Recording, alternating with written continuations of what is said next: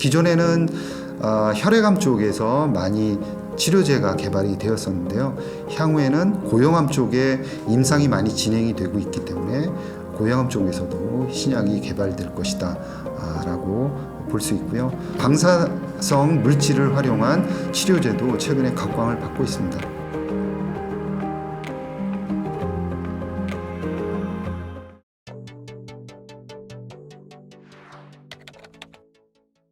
이 ADC는 2024년부터라기보다는 2023년부터 벌써 시장을 압도해 나가고 있습니다. 그 이유는 면역관문 억제제 이후에 치료하지 못했던 환자들에 대해서 아주 강력한 치료 효과를 발휘하고 있기 때문인데요.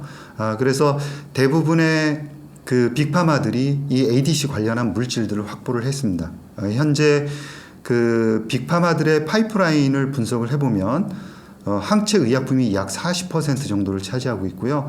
그 다음에 합성 의약품이 약 40%, 그 다음에 유전자 치료제, 세포 치료제가 한 7%, 그 다음에 6%가 ADC입니다. 그래서 이 ADC에 대한 그 빅파마들의 관심이 대단히 높고, 그 다음에 최근에 기술을 흡수를 많이 했기 때문에 향후에 그 연구 임상이 더욱더 많이 진행될 것이고 또 치료제로도 많이 개발이 될 것이다. 이렇게 이제 전망을 할 수가 있는 거죠. 따라서 그 작년, 올해 그리고 내년에 걸쳐서 면역관문 억제제의 뒤를 잇는 그런 중요한 모달리티로서 ADC가 개발될 것이다. 이렇게 생각을 하고 있고요. ADC의 최대 강점은 그겁니다. 전달체로서 항원 특이적으로 찾아갈 수 있다는 거죠. 그래서 지금은 아무리 치료 효과가 좋은 물질이라 하더라도 그 암세포만 찾아갈 수 있는 그런 전달체가 부족했습니다. 그리고 항원을 찾아가는 그런 능력이 약물에 있어서 부족했다, 이렇게 봐야 되는데요. 그런 측면에 있어서 ADC는 아주 강력한 약물 전달체로서 사용이 될 수 있다라고 볼 수 있고요. 지금 현재 다양한 그런 응용 임상이 현재 진행이 되고 있다라고 말씀드릴 수 있습니다. 카티도 이제 혈액암 쪽에서는 정말 혁신적인 그런 치료 효과를 발휘를 했죠. 거의 치료제가 없는 상황에서 장기적인 그런 치료 효과를 굉장히 높은 수준으로 가져갔습니다. 그래서 꿈의 치료제다, 이런 평가를 받았었는데요. 기존의 그 면역 항암제, 특히 면역관문 억제제 같은 경우에는 치료제, 키트루다 같은 치료제는 굉장히 치료 효과가 좋습니다. 그럼에도 불구하고 약 70% 환자들은 이 키트루다가 잘 먹히지 않는 거죠. 그래서 면역관문 억제제가 잘 듣지 않는 그런 환자들을 그 치료하는, 즉 면역관문 억제제의 치료 범위를 더 넓히는 것이 지금 과제가 되어 있는데요. 그 넓히는 역할을 이 ADC가 하는 모습을 보여줬습니다. 특히 N02라는 유방암 치료제가 그 놀라운 치료 효과를 보여줬거든요. 따라서 이 면역관문 억제제의 뒤를 잇는 아주 중요한 모달리티가 될 수 있다라는 그런 근거를 제시했고, 빅파마들이 ADC 치료 물질을 확보하기 위해서 작년도에 아주 커다란 많은 돈들을 썼다, 이렇게 봐야 될 것 같습니다.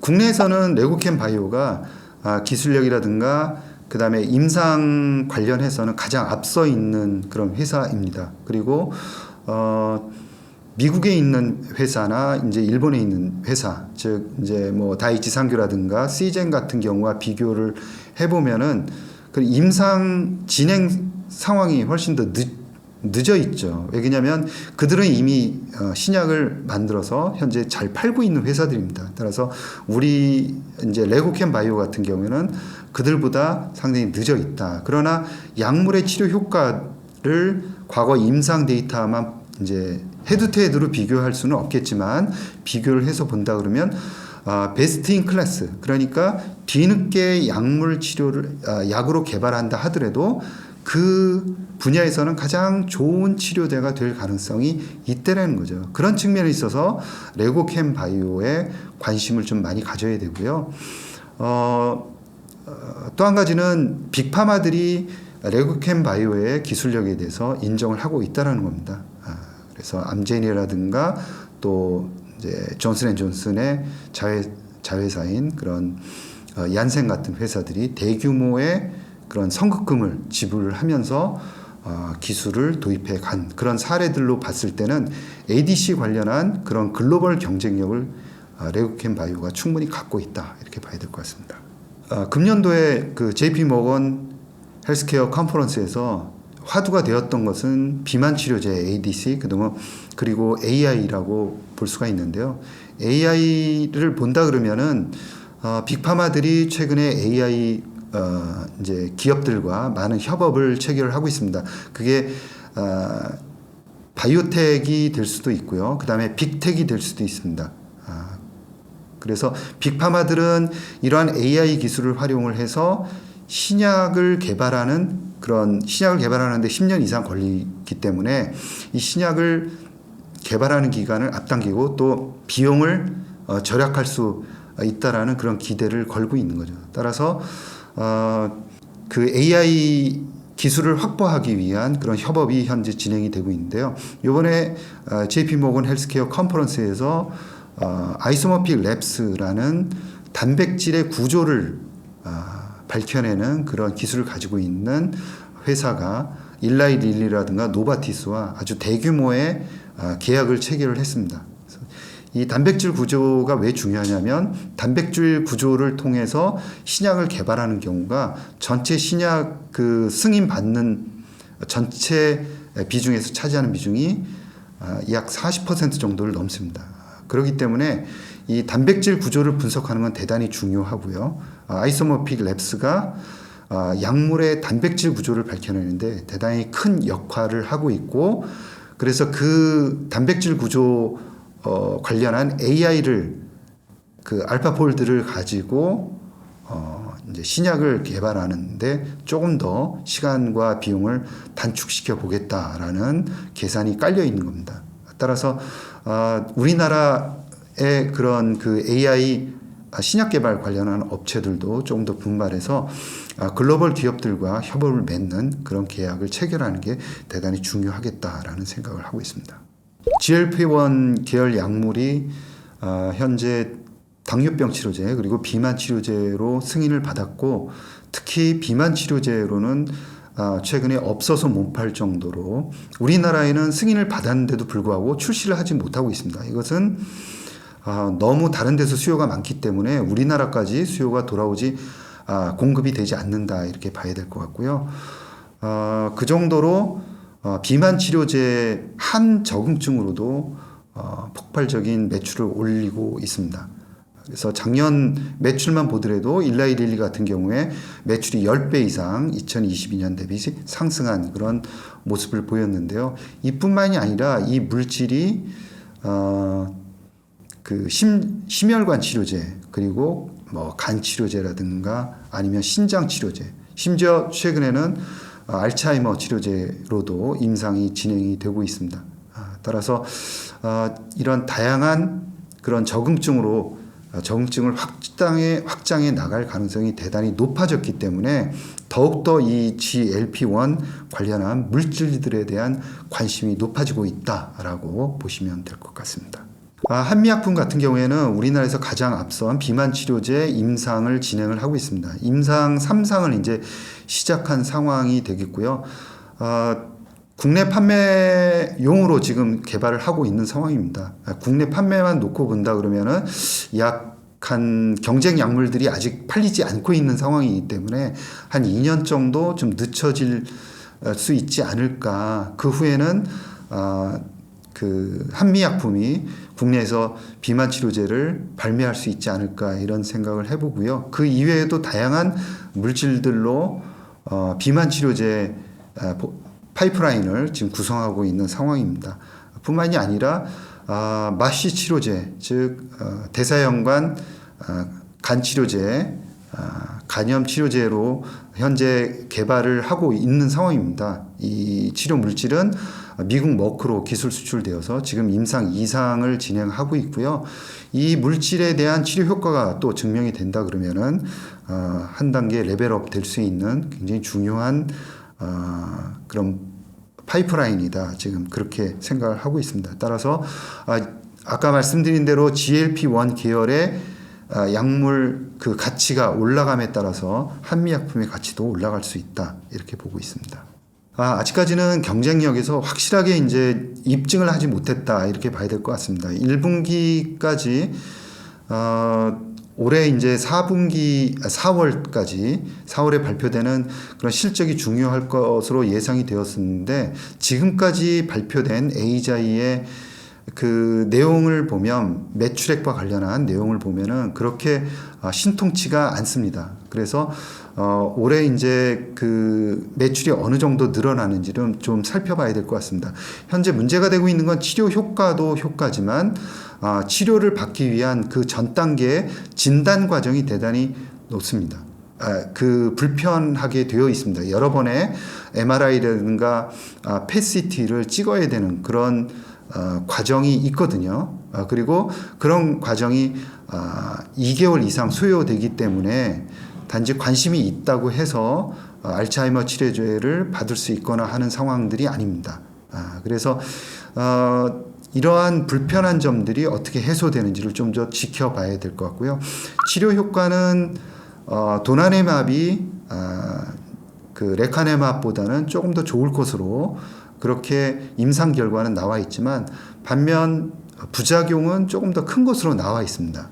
그래서 앞으로 이 두 약물이 어떤 속도로 팔려 나가는지는 그 데이터를 보고 그리고 결정하는 게 이제 좋을 것이다 이렇게 생각하는데 아직까지는 그렇게 신통치는 않다라고 말씀드릴 수 있을 것 같습니다. 아까 뭐 ADC라든가 GLP-1 이런 약물들에 대해서는 말씀을 드렸는데요. 그리고 나면 이제 이중항체 쪽이 2022년부터 새롭게 떠오르는 물질입니다.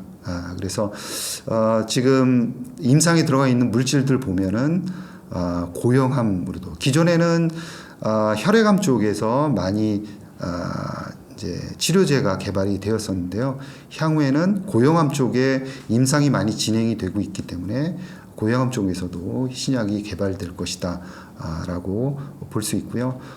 또 한 가지는 또 방사성 물질을 활용한 치료제도 최근에 각광을 받고 있습니다. SK 바이오팜 같은 경우에는 세 가지 향후에 이제 유망한 그런 모달리티를 선정을 했는데 그 중에 하나 속할 정도로 관심이 최근에 많아지고 있는 그런 물질들입니다. 그래서 우리나라에서도 점차 이 방사성 관련한 물질에 대한 관심이 높아질 것으로 예상이 되고 있고요. 작년 한 해에 유전자 치료제, 세포 치료제가 5개가 개발이 되어 있고 승인이 되었습니다. 과거 한 4, 5년 동안 5개의 물질이 개발이 되었는데 작년 한 해 동안 5개가 발매되었고 올해도 한 5개 정도 이제 신약으로 승인될 것이다라는 전망이 있습니다. 이처럼 세포 치료제, 유전자 치료제가 점차 그 속도를 승인되는 속도를 높여가고 있다. 이런 측면에서 우리는 관심 있게 지켜봐야 되겠다라고 생각을 합니다. 네, 지금 그 미국의 IPO 시장은 뜨겁다라고 얘기할 수는 없지만 그러나 좀 더 개선되고 있다. 분위기는 조금씩 좋아지고 있다 이렇게 봐야 될 것 같습니다. 그 중심에는 CG 온콜로지가 있는데요. CG 온콜로지는 당초 5, 6천억 원 정도의 시가총액으로 상장이 될 것으로 예상이 되었었습니다. 그리고 이제 분위기가 굉장히 좋았고요. 그 다음에 임상 3상 그 가지고 있는 물질 자체도 후기 임상에서 가치가 높은 물질로서 평가를 받고 있습니다. 따라서 좋은 가격에 투자하기 굉장히 편한 가격에 IPO가 진행이 되었고, 즉 투자자들이 먹을 부분들이 많았고, 상장하면서도 원래 당초에 CG 온콜로지가 예상했던 그런 모집 금액보다도 훨씬 더 규모를 늘려서 상장이 되는가 하면, 상장되고 나서 또 투자한 투자자들에게 상당히 높은 투자 수익률을 올려줬습니다. 그래서 향후에는 이 CG 온콜로지와 같은 회사들이 주도를 하면서 그 IPO 분위기는 조금씩 좋아질 것이다, 이런 전망들이 있습니다. 그러나 아직까지는 아주 초기 임상 단계의 회사들에게까지 박수를 보내는 그런 단계는 아니다라고 보고 있습니다. 그래서 투자할 만한, 그러니까 후기 임상에 아주 가치 있는 물질로 아주 좋은 가격에 나온 회사들에게는 큰 박수가 이제 흘러나오는 그런, 약간 작년보다는 개선된 분위기를 보여주고 있다라고 봐야 할 것 같습니다.